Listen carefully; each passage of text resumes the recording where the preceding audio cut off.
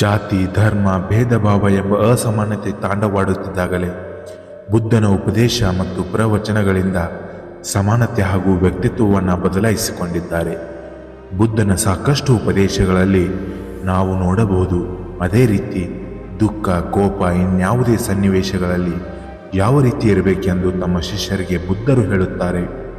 ಒಮ್ಮೆ ಬುದ್ಧರು ತಮ್ಮ ಶಿಷ್ಯರೊಡನೆ ಹೋಗುತ್ತಿದ್ದರು. ಮಾತುಕತೆಯಲ್ಲಿ ಸಾಗಿದ್ದ ಗುರು ಶಿಷ್ಯರ ಗುಂಪಿಗೆ ಹೊಳೆಯೊಂದು ಎದುರಾಯಿತು. ಸಾಕಷ್ಟು ಸಮಯ ನಡೆದಿದ್ದರಿಂದ ಬುದ್ಧರು ಮತ್ತು ಶಿಷ್ಯರು ಅಲ್ಲೇ ಇದ್ದ ಒಂದು ಮರದ ಕೆಳಗೆ ವಿಶ್ರಾಂತಿ ಮಾಡುತ್ತಾರೆ.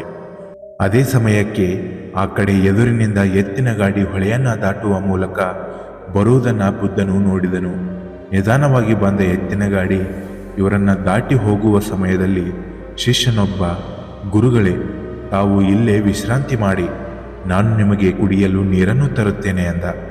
ಆದರೆ ಬುದ್ಧ, ಬೇಡ ಶಿಷ್ಯ, ಸ್ವಲ್ಪ ಹೊತ್ತು ಕಾಯಿ, ಈಗ ತಾನೇ ಗಾಡಿ ಹೋಗಿದೆ, ನೀರೆಲ್ಲವೂ ರಾಡಿಯಾಗಿದೆ, ಸ್ವಲ್ಪ ಸಮಯದ ನಂತರ ತರುವೆಯಂತೆ ಎಂದು ಹೇಳಿದರು. ಆದರೆ ಅವಸರ ಮಾಡಿದ ಶಿಷ್ಯ ಅದೇ ನೀರನ್ನು ಕುಡಿಯಲು ತಂದ. ಆದರೆ ಗಲೀಜು ಆಗಿದ್ದ ನೀರು ಕುಡಿಯಲು ಯೋಗ್ಯವಾಗಿರಲಿಲ್ಲ. ಸ್ವಲ್ಪ ಹೊತ್ತು ಕಾದ ನಂತರ ನೀರು ಸ್ವಚ್ಛವಾಯಿತು. ಆಗ ಶಿಷ್ಯ ಮತ್ತೆ ಹೋಗಿ ನೀರು ತಂದ.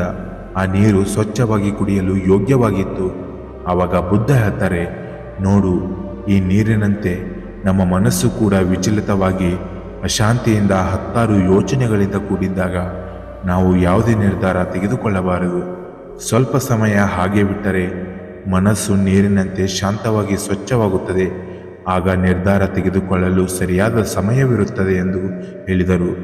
ಈ ಕತೆ ಚಿಕ್ಕದಾದರೂ ಇದರಲ್ಲಿರುವ ಸಂದೇಶ ಎಷ್ಟು ದೊಡ್ಡದಿದೆ ಎಂದು ನೀವೇ ಊಹಿಸಿ. ಈ ಕಥೆಯ ಮೂಲಕ ನಾವು ತಿಳಿದುಕೊಳ್ಳಬೇಕಾದ ವಿಷಯವೇನೆಂದರೆ, ಅತಿ ದುಃಖ, ಕೋಪ, ಮನಸ್ಸು ಸರಿ ಇಲ್ಲದಿದ್ದಾಗ ಯಾವುದೇ ನಿರ್ಧಾರವನ್ನು ತೆಗೆದುಕೊಳ್ಳಬಾರದು.